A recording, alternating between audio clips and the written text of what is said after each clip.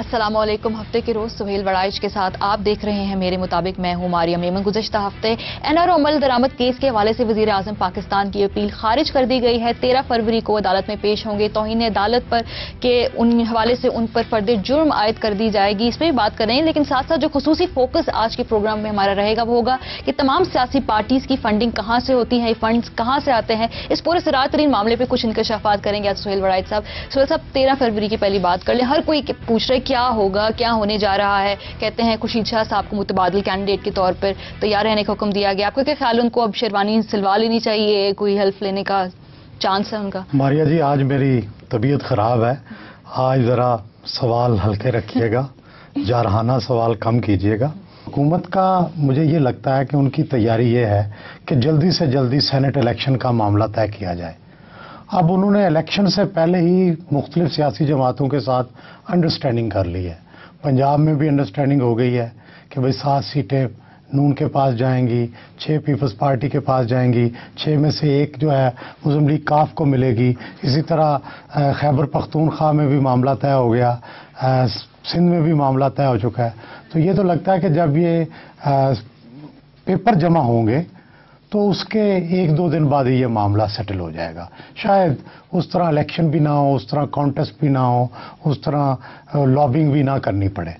तो ये जल्दी से जल्दी कोशिश कर रहे हैं कि इलेक्शन हो जाए। दूसरी तरफ ये भी जल्दी से जल्दी होने वाला है। तो ज़्यादा से ज़्यादा ये होगा कि जब गिलानी साहब को अगर रूटीन के मुताबिक चले तो 15-20 दिन, महीना लग सकता है। अच्छा, इतना मार्जिन दे दिया? इतना मार्जिन होता है क्योंकि गवाह भुगतने होते हैं, फिर उन पे जिरा होती है। लेकिन अगर बहुत भी तेज़ हुआ तो 10-12 दिन लग जाएंगे और उस 10-12 दिनों में सेनेट का जो प्रोसेस है वो मुकम्मल हो जाएगा। ये इस वक्त सारी चल रही है पॉलिटिकल गेम। चल चुके। आप पहले भी कहते रहे कि ये इलेक्शन का साल है। थोड़ा उस हवाले से बात कर लेते हैं, चूंकि अब इलेक्शंस करीब आ रहे हैं, सेनेट इलेक्शंस की बात भी हो रही है। पॉलिटिकल पार्टीज की फंडिंग के हवाले से हमेशा सवालात उठाए जाते हैं। आज थोड़ा उस तासुर को भी हम क्लियर करेंगे। फंड्स आते कहां से हैं इन पार्टीज के पास? दुनिया में जो ममालिक बहुत अरसे से जमहूरी हैं या हमारे जैसे ममालिक जहां जमहूरियत अभी इतनी पुख्ता नहीं हुई, हर जगह ही फंड्स का मामला बड़ा पुरस्कार होता है। आप देखें अमेरिका में भी ये मामला इतना क्लियर नहीं है, अगरचे वहाँ डोनेशंस लेने के बारे में रूल्स तय हैं और कौन दे सकता है, कितना दे सकता है, उसका टैक्स होगा नहीं होगा, हर चीज़ क्लियर है। लेकिन फिर भी वहाँ भी आप देखते हैं कि क्लिंटन जैसा असूलपंद पसंद जो था उसने भी डोनेशंस लिए और बाद में वो मामला जो है वो आया। बरतानिया में भी आप देखते हैं ये होता है और पाकिस्तान में तो बहुत ये मामला बिल्कुल ही पुरस्कार है।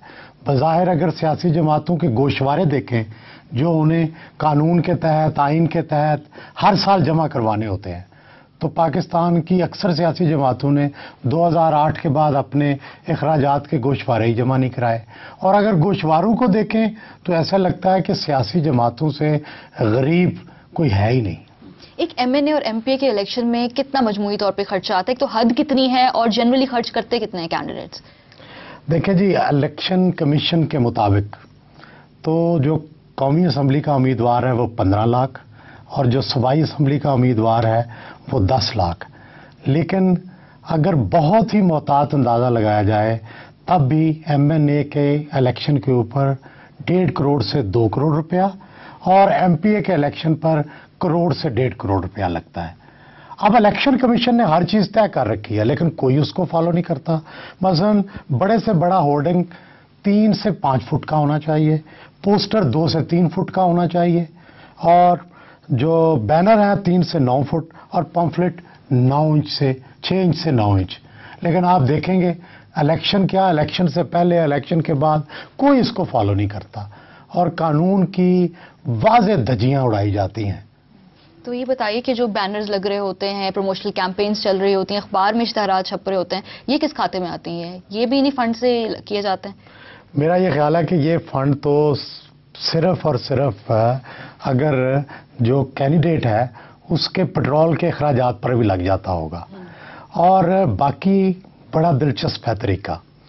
जो 1-2 जमातें हैं वो तो पार्टी फंड से अपने उम्मीदवारों को इलेक्शन लड़वाती हैं, जैसे मुत्तहिदा है। लेकिन पंजाब में ज़्यादातर रवाज दो तरह की फंडिंग का है। एक तो यह है कि रिश्तेदार अजीज़ हैं, बाहर के दोस्त हैं, वो भी इमदाद करते हैं, उम्मीदवार भी करोड़ों रुपए लगाता है। और फिर सबसे दिलचस्प बात यह है कि जो हुकूमत में आते रहते हैं, जिनको तजर्बा है, उनके दो तरह के फाइनेंशियल सपोर्टर होते हैं, जिनको एक को अवामी ज़ुबान में इंजन कहते हैं, जो उनके अखराजात का इंतज़ाम करता है, उनके डिनर्स का इंतज़ाम करता है, उनकी कैंपेन का इंतज़ाम करता है, उन्होंने कहीं जाना है उसका इंतज़ाम करना है। और फिर दूसरे होते हैं ठेकेदार। जब वो बन जाते हैं एमएनए या एमपीए तो वो ठेकेदारों को ठेके मिलते हैं, वो फिर इन रिटर्न या उससे पहले ही तैयारी में वो इन्वेस्टमेंट कर रहे होते हैं। तो ये एक हमारे यहाँ भी और शायद इंडिया में भी दोनों जगह ये सिस्टम जारी है। इसी पॉइंट पे एक ब्रेक लेते हैं, वापस आएंगे तो जो फॉरेन फंडिंग के हवाले से बात की जाती है कि पार्टीज की वो फॉरेन फंडिंग भी होती है, ये तासुर किस हद तक दुरुस्त है, बात करेंगे इस ब्रेक के बाद। देखते रहें मेरे मुताबिक।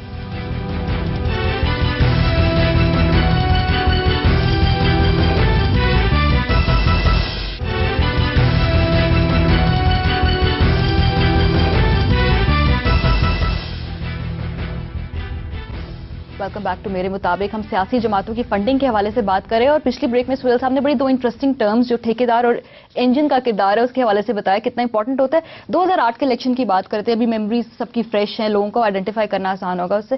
ये बताइए कि कितना एस्टिमेटेड खर्चा आया होगा तमाम पार्टीज का उस इलेक्शन में? जो पाकिस्तानी इलेक्शन है ना, इसमें इतनी सर्कुलेशन ऑफ मनी होती है कि उसका हिसाब लगाना मुश्किल है।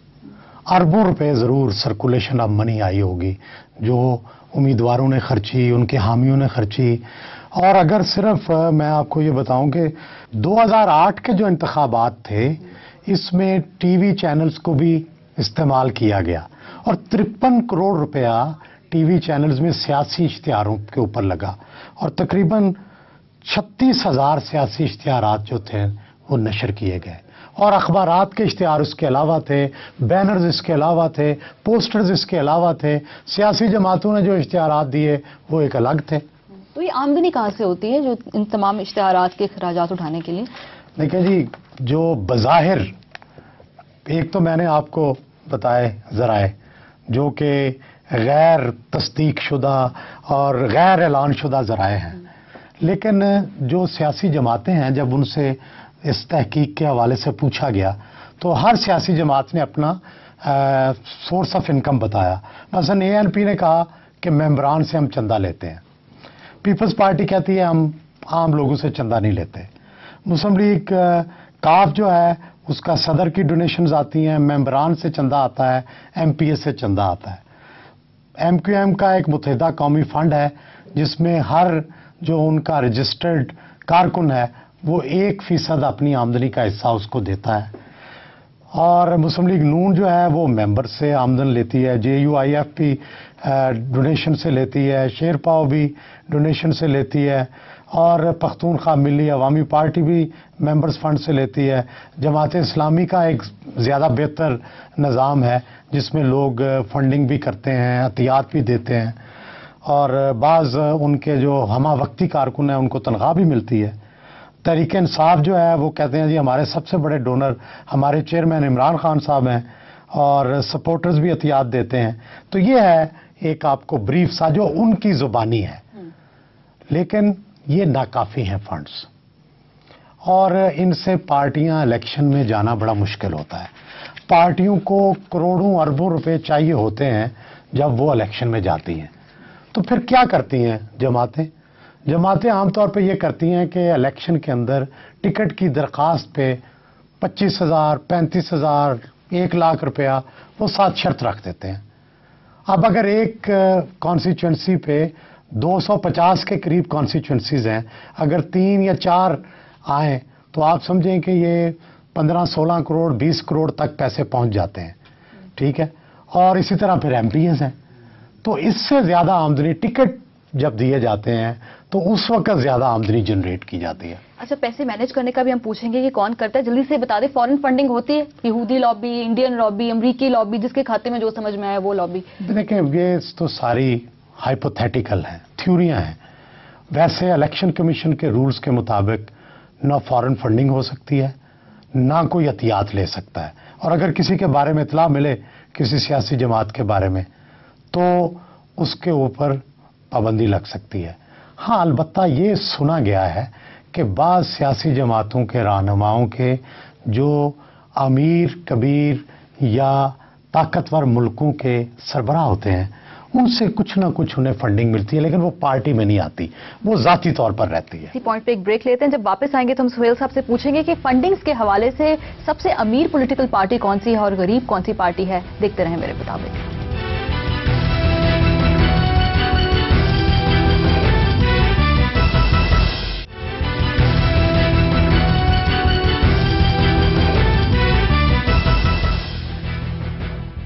वेलकम बैक टू मेरे मुताबिक। और सुहेल साहब, प्रोग्राम के पिछले हिस्से में हमने फॉरेन फंडिंग की बात की। ओवरसीज पाकिस्तानीज, उनका कितना इसमें कंट्रीब्यूशन होता है इलेक्शंस में? आपके ख्याल वहां से पैसे आते हैं कुछ? वक्त के साथ साथ जो ओवरसीज पाकिस्तानीज हैं उनका इलेक्शंस में रोल बढ़ रहा है और वो बहुत फंडिंग करते हैं अपनी अपनी पसंदीदा जमात को। बाज़ औक़ात इलेक्शन लड़ने भी आते हैं, पार्टी फंड भी देते हैं, और बाहर जब जाते हैं पार्टियों के रहनुमा वज़रा वो उनका इंतज़ाम करते हैं, उनको लुक आफ्टर करते हैं, बहुत बड़े बड़े जलसे करते हैं। तो ओवरसीज़ पाकिस्तानीज़ का काफ़ी रोल है पार्टियों को और इलेक्शन को चलाने में। तो एक पॉलिटिकल पार्टीज में जो फंड मैनेज करता है ये कौन होता है? मारिया जी, असूली तौर पर तो फाइनेंस सेक्रेटरी हैं हर पार्टी के, वो उसको डील करते हैं, लेकिन ये चलती हमारी सियासी जमातें, सदर या चेयरमैन या जो सरबराह है पार्टी का, उनके अबरू के इशारे पर। और हर पार्टी के फाइनेंस सेक्रेटरी ज़रूर हैं। पीपल्स पार्टी के पहले बाबर अवान थे फाइनेंस सेक्रेटरी, अब वो वाइस प्रेसिडेंट बन गए हैं, लेकिन शायद डुअल चार्ज है उनके पास। और इसी तरह नून के सरदार अयाज सादिक हैं, ये MNA भी हैं लाहौर से, और काफ के चौधरी इम्तियाज़ अहमद रांझा हैं, तहरीक इंसाफ के सरदार अजहर तारिक हैं, मुत्तहिदा कौमी मूवमेंट जो है इसके जो इंचार्ज कमेटी हैं उमर दराज साहब हैं, ज़रा अननोन है लेकिन मुत्तहिदा का एक अपना सिलसिला है। जमात इस्लामी के जो नाज़म मालियात हैं वो बशीर आरिफ हैं। तो आम तौर पे ये इन लोगों का पता नहीं होता, लेकिन पार्टी का फाइनेंस ये चला रहे होते हैं। यहाँ पे एक बड़ा अहम सवाल और बड़ा तजस्सुस होगा हमारे देखने वालों को भी, मुझे भी है, कि सबसे अमीर पार्टी कौन सी है और गरीब पार्टी कौन है? अगर तो आप सियासी जमातों के सरबराहों की बात कर रहे हैं तो वो तो एक से एक बढ़कर अमीर है। अब पाकिस्तान की जो सियासत है इसमें अमारत की लड़ाई है, लेकिन अगर पार्टी फंड्स पे देखें और उनके गोशवारे देखें जो उन्होंने जमा कराए हुए हैं तो बड़ा अफसोस आता है। सबसे अमीर पार्टी मुस्लिम लीग काफ है, जिसका कोई 4.5 करोड़ फंड जो था उसका उन्होंने गोशवारा जमा कराया था आमदन का। और इसी तरह नून जो है इसका 1.5 करोड़ था, अब मेरा ख्याल है बढ़ गया होगा वक्त के साथ साथ। 2008 में ये था। जमात इस्लामी भी अमीर जमात है, 4.5 करोड़ 5 करोड़ के करीब इसने भी जमा कराई थी। मुत्तहिदा ने 76 लाख कराए थे, PTI ने उस वक्त 71 लाख कराए थे, अब ये भी करोड़ों में चले जाएंगे। कोई ऑडिट सिस्टम नहीं जिससे हम इसको जान सकें कि? देखें, इलेक्शन कमीशन के ज़ाब्तों के मुताबिक सही चार्टर्ड अकाउंटेंट से हर जमात को अपने गोशवारे जो हैं उनकी जांच पड़ताल करवा के फिर जमा करवाना पड़ते हैं। तो ये चार्टर्ड अकाउंट के ज़रिए ये रिपोर्ट सबमिट होती है। सबसे गरीब पार्टी नहीं आपने पूछी, वो पीपल्स पार्टी है जिसका फंड सिर्फ 3 लाख है। अच्छा, तो फिर लाइफस्टाइल कैसे सपोर्ट करता है? जैसे इमरान खान साहब चार्टर्ड प्लेन में जाते हैं और एक खास तरीके से मूव करते हैं लोग सारे, वो कहाँ से आते हैं सारा? हमारे यहाँ जो सियासत है ना जी, ये दोस्तों पे, सपोर्टर्स पर, और मुस्तकबिल में जिन लोगों को अंदाज़ा होता है कि जनाब अब ये हुकूमत आने वाली है तो फिर उनके एक साथ सपोर्ट ग्रुप पैदा हो जाता है। अब इमरान खान के पास जहांगीर तरीन साहब का जहाज़ अवेलेबल होगा, उनकी पार्टी में है, क्यों नहीं वो देंगे, ठीक है। इसी तरह नून लीग के पास भी जहाज़ अवेलेबल है, पीपल्स पार्टी के पास भी हैं चार्टर प्लेन। तो पाकिस्तान में अब सियासत जो थी वो पजेरों से आगे बढ़ के चार्टर तैयारों तक पहुंच चुकी है। और दफातर के लिए भी जो जगह हैं वो भी दे दी जाती हैं। हाँ जी, दफातर तो अक्सर जो हैं, बल्कि 99% وہ پارٹی کے ہمدردوں کی طرف سے، دوستوں کی طرف سے، انویسٹرز کی طرف سے، انڈسٹریلسٹ کی طرف سے، اور وہی انجنوں کی طرف سے اور ٹھیکیداروں کی طرف سے دیے جاتے ہیں. جو پرویز مشرف صاحب کا دفتر ہے وہ ان کے ایک دوست نے دیا. اسی طرح یہاں تحریک انصاف کے بہت سارے جو دفتر ہیں اس کے حامیوں نے دیے ہوئے ہیں. تو چند ہی جماعتیں ہیں جن کے پاس اپنے دفاتر ہیں. پیپلز پارٹی کا فیصل ٹاؤن میں ہے، وہ بھی سینیٹر گلزار نے دیا تھا.